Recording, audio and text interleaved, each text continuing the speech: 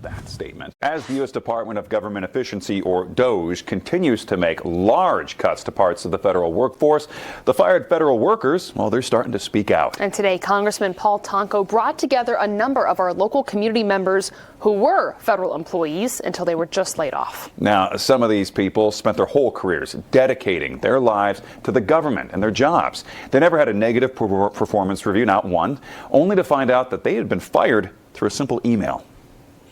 Overnight, my household income was cut by half. For the first time in 30 years, I'm unemployed. That was a cut of probably 2/3 of our team. A lot of us didn't discover until we started our workday on Valentine's Day. What a time. For the first time since their jobs were eliminated by President Donald Trump and Elon Musk's Department of Government Efficiency, some of the Capital Region's former federal workers are telling what it's like to have their careers suddenly snatched away from them. There's no sensibility to these cuts. Congressman Paul Tonko organized this discussion.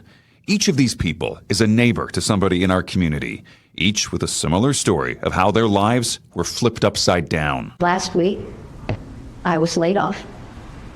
Not just me, 200 of us. These fired workers represent a variety of different government agencies that have been drastically cut back. Agencies like the IRS, the Environmental Protection Agency, and the Veterans Health Administration. Government departments that were created to help American citizens. What I don't understand is how some people are saying that cuts like this will not affect our veterans. The work that just my program alone does is all about keeping the doctors, the nurses, the other clinicians that are providing healthcare services to our veterans. I don't understand that. We're talking about the elderly, the disabled, veterans, or some combination. The people that have contributed to our nation and are no longer able to, that deserve the respect and honor that is their due. These government workers might now be unemployed, but they say even worse is knowing that all of the people in their communities that depended on them for a wide range of help will no longer be getting that help. And many don't even know it yet. All that sacrificed, so very few can get a bonanza of a tax cut for the very few at the expense of federal employees, federal programs, outreach to the general public.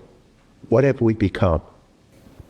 Meanwhile, on the other side of the political aisle, Republican Congresswoman Elise Stefanik, who's still representing upstate New York, had this to say about those job cuts.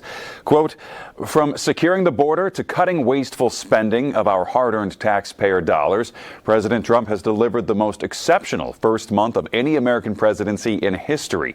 Promises made, promises kept. The American golden age is here," end quote. As for the people we spoke to today who are now jobless, they disagree with that.